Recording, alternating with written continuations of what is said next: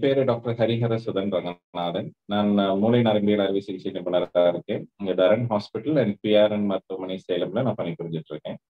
இப்போ வலிப்பு நோய் அப்படிங்கிறது நம்ம நிறைய குழந்தைகளுக்கு, பெரியவங்களுக்கு நிறைய பேத்துக்கு பார்த்திருக்கோம். ஸோ இப்போ இந்த வலிப்பு நோய் வந்துட்டு எப்ப வந்துட்டு நம்ம ரொம்ப எமர்ஜென்சி சிச்சுவேஷனா வரும் அப்படின்னா, இந்த வலிப்பு வந்தவங்க திடீர்னு கீழே விழுகும்போது பக்கத்துல ஏதாச்சும் ஒரு ஷார்ப் ஆப்ஜெக்ட்ஸ், ஏதாச்சும் கூர்மையான ஆப்ஜெக்ட்ஸ் எல்லாம் இருக்கு, அதுல ஏதாச்சும் விழுகுறதுக்கு வாய்ப்பு இருக்கு.